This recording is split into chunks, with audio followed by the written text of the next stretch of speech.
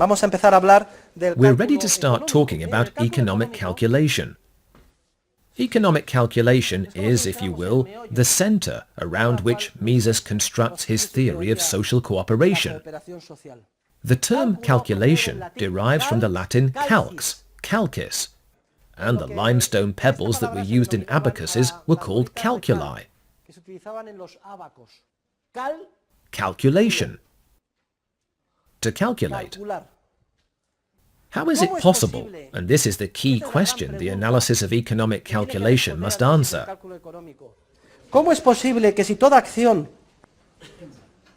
how is it possible that if all action and exchanges in society spring from subjective valuations and comparisons that cannot be measured, as we have seen, that in the market, constantly, every day, at every moment, at this very instant, human beings, economic agents, are nevertheless making numerical calculations to carry out and direct their actions? As we've already said, value is the more or less psychically intense appreciation the actor assigns to the end, and that appreciation is a psychic intensity that cannot be measured. I may like Laura more than Beatrice. I may like her a lot more, a little more, about the same or less, but what I cannot do is take a measurement. The internal realm of psychic intensities, that is, of likes and dislikes, cannot be objectively measured from the outside with a measuring rod. It is a realm that permits only comparisons. In other words, putting things in order. That's why it's called an ordinal realm.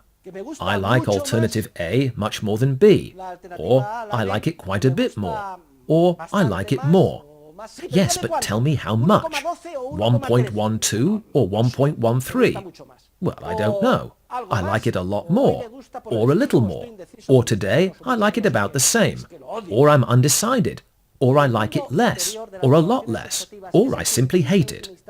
The internal realm of subjective valuations, which ultimately fuels all human actions, is a psychic realm. It consists of unmeasurable psychic intensities, and it permits us only to make comparisons, to order our valuations on a value scale. Thus, we call it an ordinal realm. The entire economy rests on this realm of subjective valuations, which does not permit measurements. Nevertheless, in the world around us, we are constantly seeing numbers and economic calculations. If we apply for a job, we ask, how much does the job pay? Well, it pays 1,625 euros. And at this moment, perhaps the Frankfurt Stock Exchange is closing, or 2 hours from now, the New York Stock Exchange will close, and we all go look at the market prices, in dollars, the closing prices of different stocks, the indexes.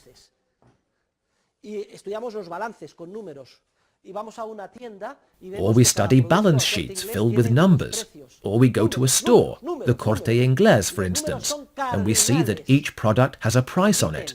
Numbers, numbers, numbers, and numbers are cardinal. They allow us to add, subtract, multiply, and divide. How is it possible to move from the subjective, internal realm of unmeasurable valuations to the external realm of computation and numerical calculations?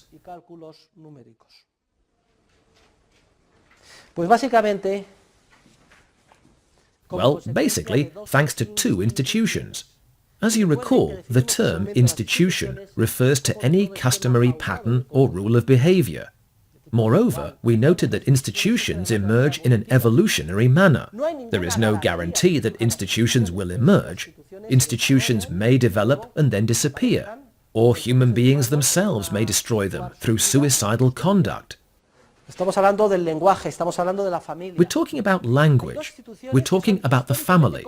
There are two historically contingent institutions which have emerged until now, but there is no guarantee that they will continue to exist. In fact, in the last century, much of mankind was set on destroying these two institutions. The vital institutions which make possible the connection between our subjective, ordinal, internal realm and the external realm of computation are, on the one hand, money, and on the other hand, voluntary exchanges. Now I must at least introduce money. We defined money as any commonly and generally accepted medium of exchange. That is the definition of money, and money is a social institution. In fact, we will see that it is the quintessential social institution. We will see that money emerges in an evolutionary manner. The other institution which makes possible the bridge that connects the internal realm with the external realm consists of voluntary exchanges and private property. If there is a voluntary exchange and money exists, then we will see that frequently historical ratios of exchange take shape and are expressed in monetary units. We will call these ratios market prices. A market price is any historical ratio of exchange expressed in monetary units, and when a price emerges, it takes a numerical form, which enables us to estimate, through computation, what we think will happen in the future or what we believe happened in the past. So the two institutions that make possible economic calculation, understood as the bridge which connects the internal realm of subjective valuations with the external realm of computation, are, on the one hand, money, and on the other hand, voluntary exchanges.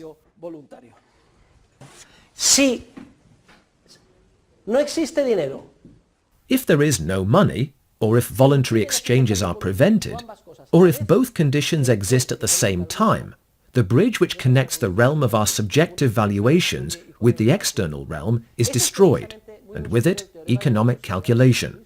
That is precisely a short summary of the theorem of the impossibility of socialism, which we will be discussing. Why does socialism fail? In scientific terms, socialism is an impossibility because it precludes economic calculation. Traditional socialism, real socialism, was understood as that system of social organization in which all capital goods and factors of production are public property.